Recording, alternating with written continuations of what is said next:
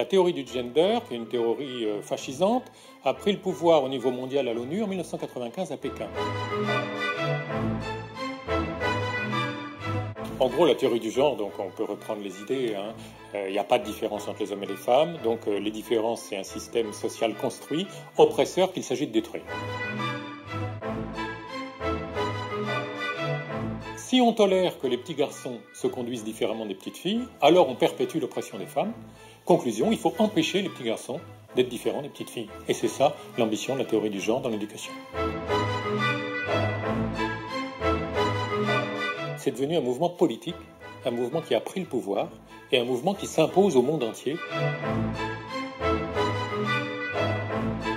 Ce que nous dit le psychiatre, il dit « Dans des années, il n'y aura plus de normes, nous serons tous des exceptions et ce sera peut-être difficile à gérer. » Et moi, je lui ai répondu « Mais attendez, monsieur, si nous sommes tous des exceptions, il n'y a plus d'exceptions, il n'y a plus de lois, il n'y a plus de règles.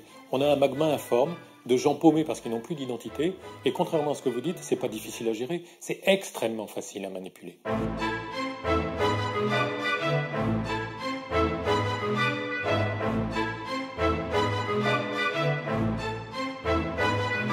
Définir, c'est une démarche de rigueur. Or, la rigueur, comme on m'a rétorqué une fois à l'université, c'est un truc d'homme hétérosexuel blanc du XVIIIe siècle.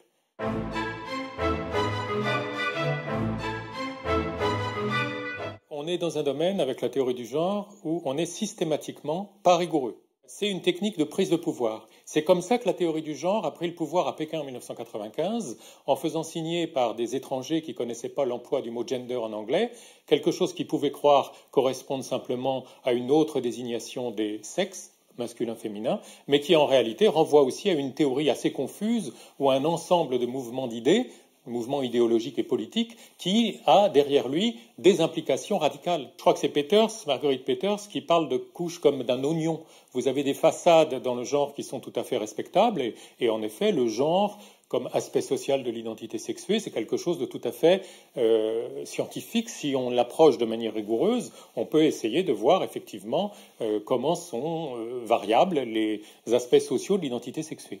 Mais donc si on s'en tient à ça, et ça c'est la façade soft que les idéologues du gender présentent quand ils veulent faire passer leurs idées, c'est une recherche scientifique légitime. Et puis vous avez, mais très lié au reste, le noyau dur, pour qui le gender, c'est une approche uniquement en termes de pouvoir, c'est-à-dire que les hommes et les femmes n'existent pas. Parler d'hommes et de femmes, c'est juste transmettre une vision complètement politique et hiérarchisée et oppressive de la société, et c'est ça qu'il faut détruire.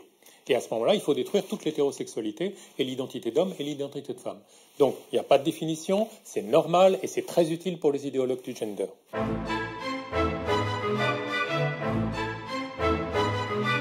C'est en fait George Orwell. George Orwell, il n'avait, en écrivant 1984, finalement que 11 ans d'avance. La théorie du gender, qui est une théorie fascisante, a pris le pouvoir au niveau mondial à l'ONU en 1995 à Pékin.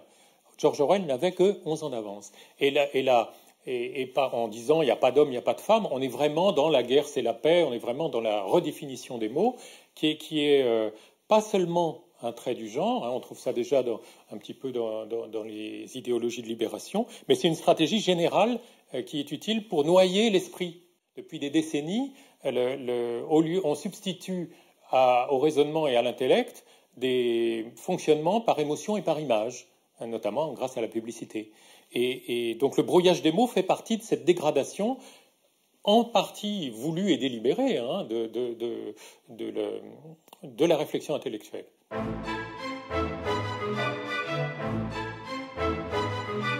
Si on empêche de penser, c'est presque la mort de l'humanité. Le vivant et l'humain, ça fonctionne sur la discrimination. Discrimination juste. La première discrimination, peut-être, c'est cette plante est-elle comestible ou pas? Je vais discriminer ce qui est bien de ce qui est mal. C'est comme ça que la vie fonctionne et que la pensée fonctionne.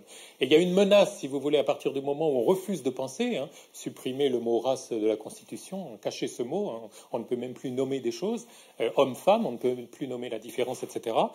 C'est un aspect extrêmement mortifère. Mortifère, assumé. Assumé, vous avez un des plus brillants auteurs de la théorie du genre qui s'appelle Lee Edelman. Il a écrit un livre qui s'appelle No Future, Queer Theory and the Death Instinct, l'instinct de mort, et il le revendique. C'est-à-dire que les queers sont ceux qui contestent cette propension obligatoire et donc oppressive de l'humanité à se reproduire. Et il prend comme exemple, il insiste, il aime bien le film d'Hitchcock sur les oiseaux parce qu'il dit, typiquement, ce sont les enfants qui sont les victimes.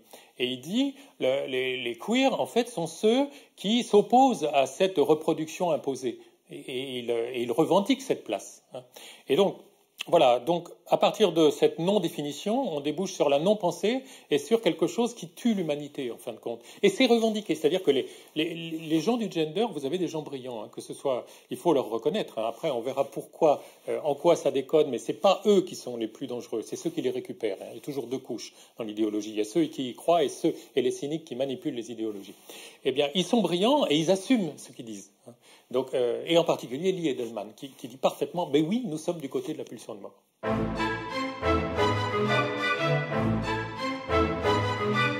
En gros, la théorie du genre, donc on peut reprendre les idées, il n'y a pas de différence entre les hommes et les femmes, donc les différences, c'est un système social construit, oppresseur qu'il s'agit de détruire. En gros, c'est ça. Donc, une idée au départ en elle-même, elle n'est pas scientifique ou pas scientifique. Ce qui va être scientifique, c'est la manière dont on va la creuser, et en particulier la manière dont on va accepter de lui faire passer les tests, les preuves de la réalité, et de voir si, expérimentalement, la théorie donne des résultats qu'on peut prévoir, etc. Les principaux auteurs ne se réclament pas du tout d'une approche scientifique. Mais même s'ils se réclamaient, il y a un vice de fond dans l'idée principale de l'idéologie du genre qu'il n'y a pas de différence entre les hommes et les femmes, parce que scientifiquement, c'est la seule chose qu'on ne pourra jamais prouver. Pourquoi ? Parce que quoi que ce soit que vous fassiez comme confrontation au réel, comme expérience, comme expérimentation, parce que c'est ça la science, ce sera toujours quelque chose de limité et fini. Et donc si dans cette expérience limitée et finie, vous trouvez qu'il n'y a pas de différence entre les hommes et les femmes, vous n'aurez pas prouvé qu'il n'y a pas de différence. Vous aurez prouvé que sur ce champ-là, dans ces conditions-là, il n'y a pas de différence. On pourra toujours vous rétorquer, oui, mais les différences, pour les voir, il fallait faire autre chose et vous ne l'avez pas fait. Vous voyez ce que je veux dire ? On peut prouver qu'il y a des différences, mais pour prouver qu'il n'y a pas de différence, il faut faire une infinité d'expérimentation tout le temps. Donc c'est la seule hypothèse idiote, en fait, qu'il n'y a pas de différence entre les hommes. On peut choisir plein d'hypothèses, mais celle-là, c'est la plus absurde, parce que c'est celle qu'on ne pourra jamais assumer.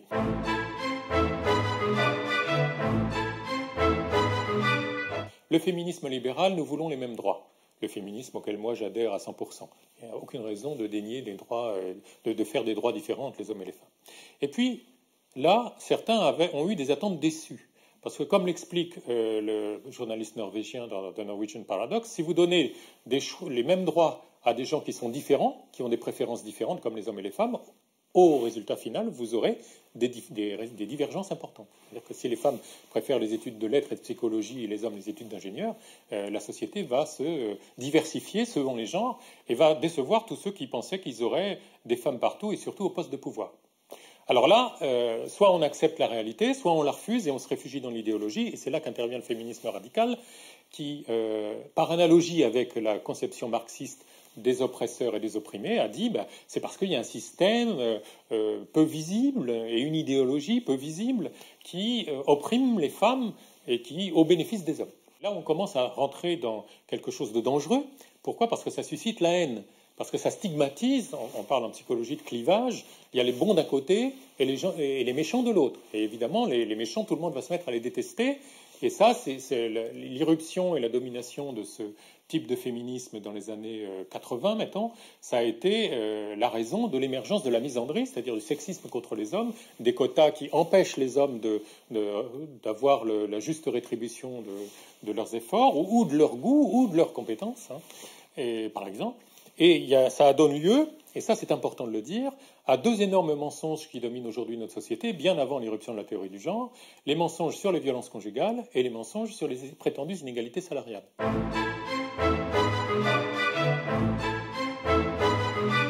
Un mot sur ces deux mensonges parce qu'ils donnent une idée de comment fonctionnent nos médias et notre démocratie, qu'il est très important d'avoir si on veut comprendre comment fonctionne l'implantation d'une idéologie comme le genre et comment la combattre.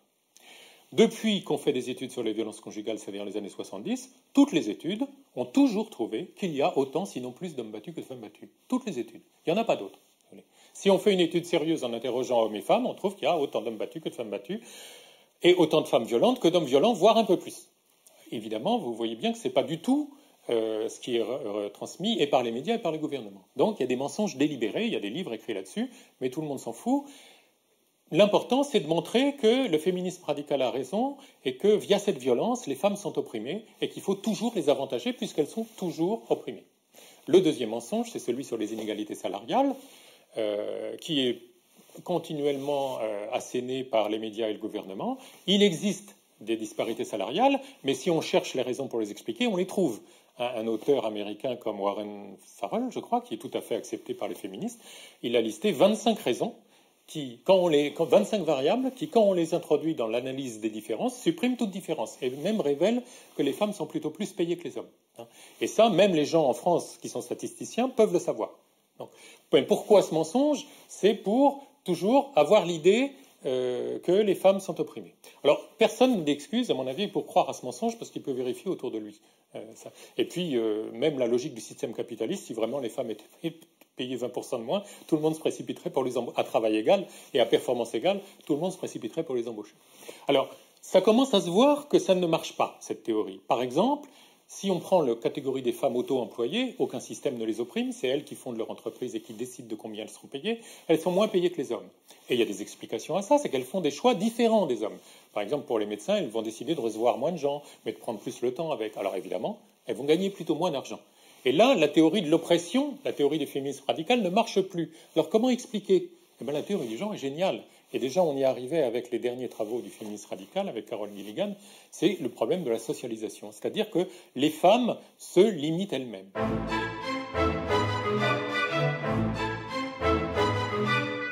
L'éducation conditionne, dès tout petit, les garçons à être dominants et à revendiquer, et les femmes à être soumises et à se déprécier.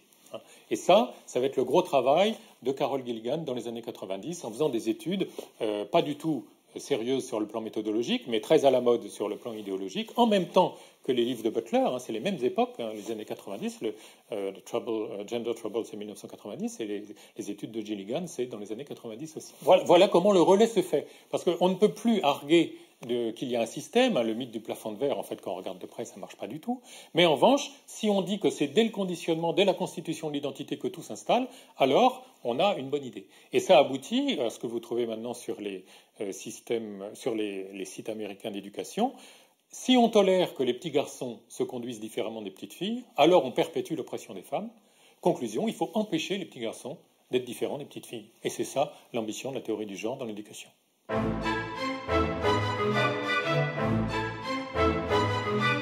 Il y a une chose que j'ai remarquée, parce que ça m'arrive de donner des conférences, et il y a vraiment une difficulté, voire une incapacité pour des personnes, y compris qui ont fait des études supérieures, à raisonner de manière satisfaisante pour conjuguer à la fois les contraintes de la réalité et les aspirations légitimes à l'égalité et à l'absence de discrimination injuste. En fait, le raisonnement à tenir à tout moment est relativement simple. Il est de dire que si on prend des groupes, c'est normal qu'on ait des différences statistiques entre les hommes et les femmes, ne serait-ce que de taille, de force, etc., musculaire au niveau des bras, mais ça n'est pas un prétexte justifié pour brimer ou un homme ou une femme en fonction des caractéristiques de son groupe. Et je prends un exemple quand je donne des conférences qui est celui des bûcherons. Il n'y a pas de raison d'interdire à une femme qui a la force, l'agressivité, l'énergie et l'envie d'être bûcheron, il n'y a pas de raison de lui interdire d'être bûcheron, mais en revanche, il ne faut pas s'étonner s'il y a plus de bûcherons hommes que de femmes, parce qu'en principe, au niveau du corps, dans la force des bras et les muscles, les hommes sont plus costauds et puis ils ont peut-être plus de plaisir à le faire.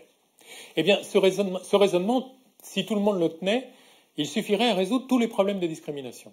Parce qu'on accepterait à la fois les différences générales, quelles qu'elles soient, évidemment qui sont toujours bonnes ou mauvaises pour les uns et les autres, ça dépend de quel côté on se place, et puis on serait toujours en train de traiter avec équité les personnes qu'on a devant soi en fonction de leur réalité.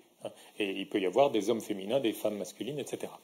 Mais ça, je me rends compte quand je donne des conférences que bien des gens ne sont plus capables de ce raisonnement.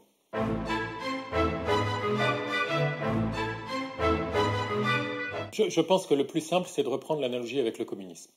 Qu'est-ce qu'a fait le communisme, qui est le système le fascisme le plus violent qu'ait connu l'humanité au XXe siècle? Au nom du bien et de la défense des prolétaires, qui est une bonne cause, il a massacré des paysans, des bourgeois, des millions et des millions de personnes. Et ça, c'est pervers. C'est pervers dans le sens étymologique, puisque pervers, c'est retourner la logique naturelle. Le communisme était censé faire le bien et il a fait le mal. D'accord ? Et c'est dans ce sens-là, le gender promet de prendre la suite. C'est-à-dire qu'il ne promet pas une société sans classe, mais il promet une société sans sexe, hein, puisqu'il y aura une infinité de genres.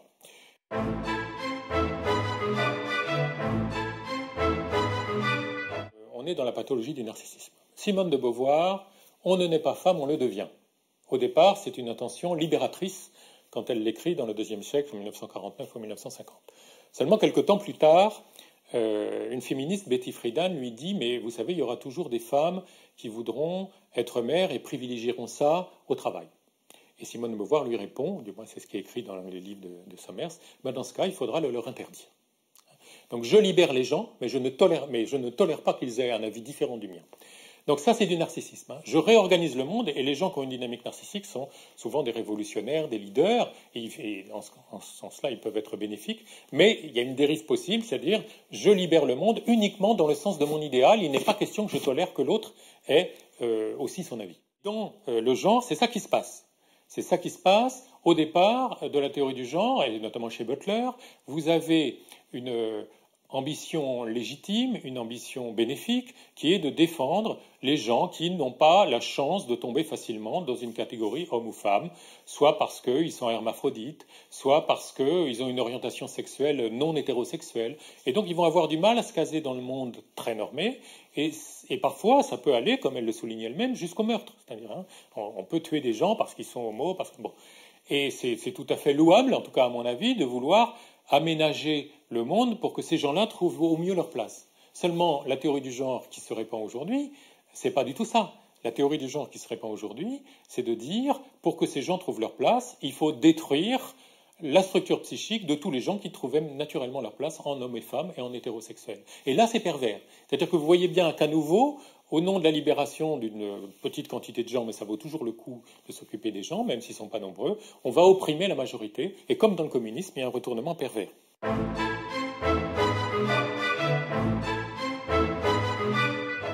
En psychanalyse, les pervers nient une partie de la réalité qui est la différence des sexes.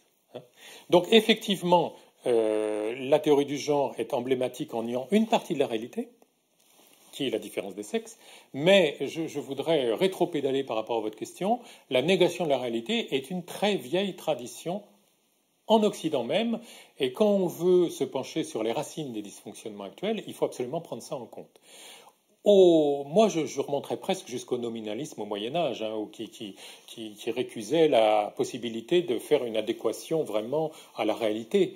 Mais après, quand vous avez Descartes, qui dit je suppose que rien n'existe et je m'aperçois qu'il ne reste plus que ma pensée, on est aussi dans le doute de la réalité. Quand vous avez Rousseau qui dit commençons par écarter tous les faits, on est aussi dans l'éloignement de la réalité. De ce point de vue-là, les théoriciens du gender ne sont pas vraiment, ils ne font pas de saut qualitatif important, mais ils prolongent une longue tradition, et à la limite, si on n'est pas content, ça veut dire qu'il faut se poser la question de comment tout a dérivé depuis saint Thomas d'Aquin, quoi. Enfin, j'exagère à peine, quoi.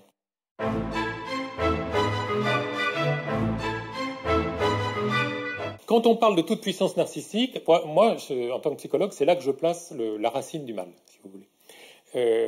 Et on parlait de nier la réalité. Le narcissique, il est à cheval entre ses rêves et la réalité.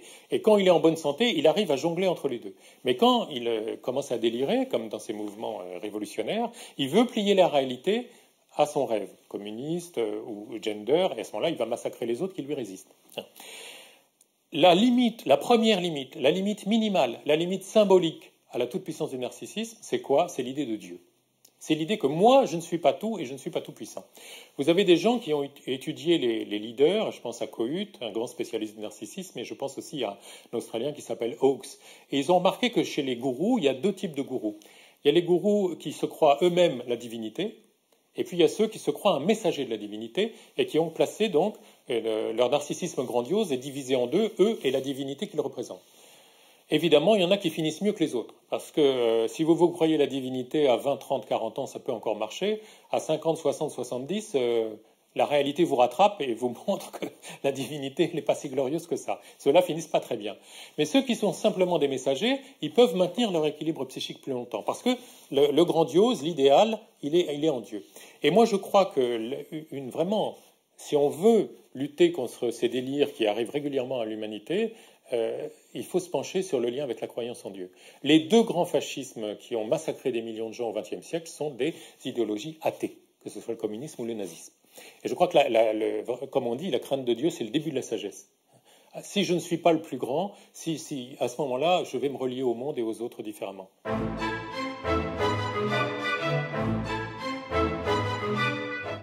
Ce mouvement d'idées a pris, non, ce n'est pas resté un mouvement d'idées, c'est devenu un mouvement politique, un mouvement qui a pris le pouvoir et un mouvement qui s'impose au monde entier depuis Pékin 95. Et là, évidemment, c'est une autre sorte de danger, et c'est même, à mon avis, un alignement fascisant de la société. C'est-à-dire que progressivement, vous n'avez plus le droit de penser différemment que ce que dit la théorie du genre.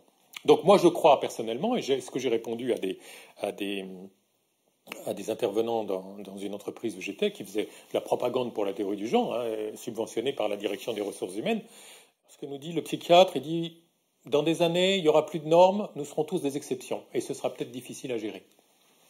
Et moi, je lui ai répondu, mais attendez, monsieur, si nous sommes tous des exceptions, il n'y a plus d'exceptions, il n'y a plus de lois, il n'y a plus de règles. On a un magma informe de gens paumés parce qu'ils n'ont plus d'identité, et contrairement à ce que vous dites, ce n'est pas difficile à gérer, c'est extrêmement facile à manipuler.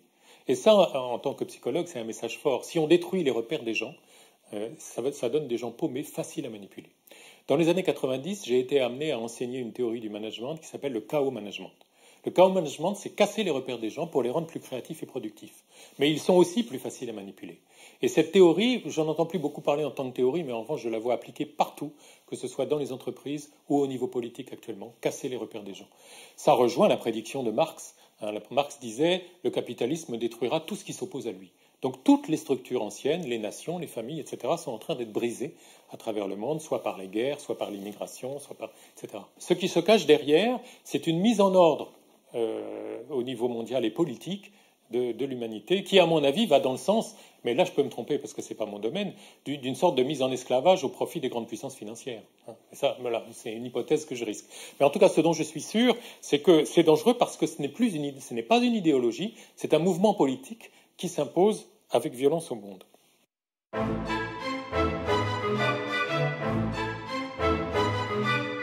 Comment une erreur cognitive, ou ce qui peut apparaître à certains ou à certaines comme un gentil délire, si on veut le forcer avec violence sur la réalité, ça donne des résultats terribles. C'est l'affaire Jandré Botta en Afrique du Sud. C'est cette affaire où vous avez deux lesbiennes, il y en a une qui a un petit garçon, et sa compagne veut que le petit garçon l'appelle papa. Ce qui est parfaitement conforme à la théorie du genre. Le genre, c'est une question de rôle social construit. Je ne vois pas pourquoi le petit garçon, même si je suis une femme, ne m'appellerait pas papa. Il a refusé, il a été torturé à mort. Voilà ce qui se passe quand les délires sont imposés par la violence au réel. Et ça donne des massacres, comme on a connu au XXe siècle. Donc, ce n'est pas une théorie, c'est vrai que penser est toujours dangereux, mais ce qui se passe, ce n'est pas la théorie du genre. Ce qui se passe, c'est l'imposition au niveau mondial de la théorie du genre. Et comme toutes les questions de diversité, de ce que je constate, que ce soit dans les entreprises ou dans les gouvernements, les questions de diversité servent, même si elles ont un bon fond au départ, de cache-sexe à des manœuvres de pouvoir et de domination sociale.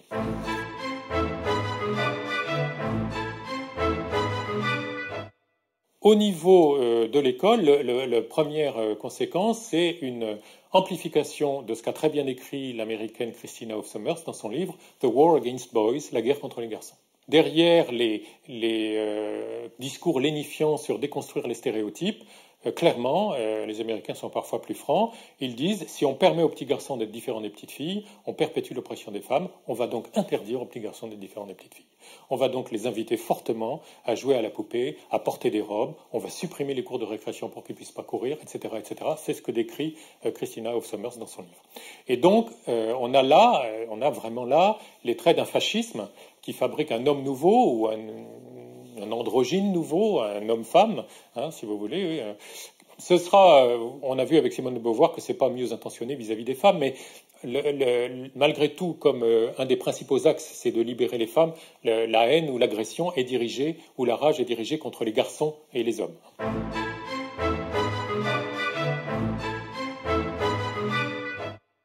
Le but visé, à mon avis, ou l'intérêt, pourquoi cette idéologie rend service, c'est parce qu'elle aboutit à la destruction de la personne. Le sous-titre de Judith Butler, c'est Féminisme et subversion de l'identité. Ce n'est pas subversion de l'identité sexuée, c'est subversion de l'identité tout court. C'est-à-dire que dans cette idéologie postmoderne, la personne, le sujet n'existe pas. Si vous voulez que le chemin pris par Descartes, je pense donc je suis, a été mené jusqu'au bout, mais je n'existe pas. Et donc nous sommes juste un petit noyau de vie manipulé par des rapports de pouvoir qui nous font homme ou femme. C'est ça le gender. Mais que la personne n'existe pas, ça c'est génial pour un État totalitaire.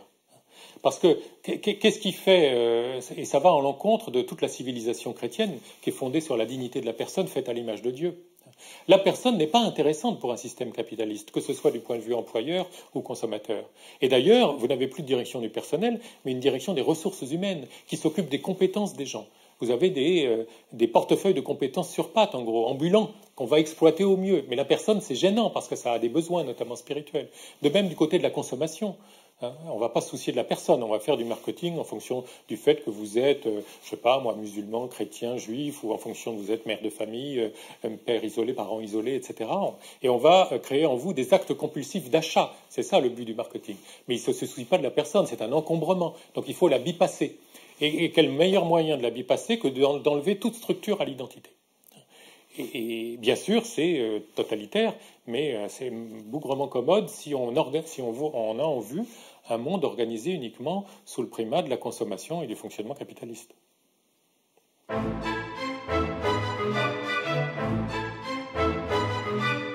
Le fondateur de la chaire de sociologie à Harvard, c'est quelqu'un qui s'appelait Pitirim Sorokin et qui a beaucoup travaillé sur les groupes et la notion de l'amour. Il a écrit un livre qui s'appelle The Power of Love, le pouvoir de l'amour. Et il avait remarqué qu'on pouvait glisser assez rapidement de l'amour d'un groupe à la haine des autres groupes. Et ça, bon, pas besoin d'assister. Le nazisme, le communisme, etc., c'est vraiment typiquement ça. L'amour des Allemands, la haine des Juifs. L'amour des prolétaires, la haine des bourgeois et des oppresseurs, etc.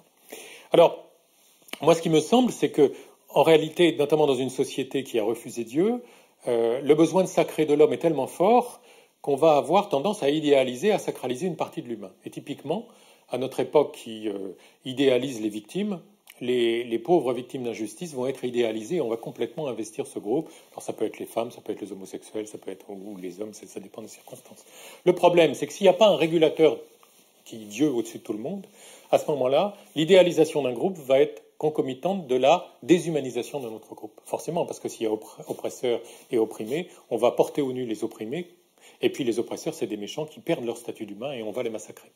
Et donc voilà une autre raison pour laquelle c'est important que le narcissisme soit mobilisé au niveau de Dieu. C'est-à-dire c'est Dieu qui est grand. Donc certes, il y a une deuxième notion très importante du christianisme qui permet la régulation, c'est la notion de péché originel, qui fait que le mal est présent dans tout le monde, et on ne peut pas utiliser le mécanisme psychologique du clivage en disant les bons d'un côté et les gentils de l'autre.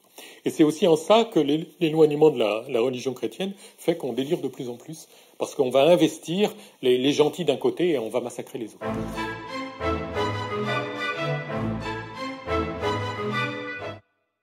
C'est un mouvement qui cherche à détruire. Et alors, ce qui est curieux, c'est qu'il y a un ennemi privilégié.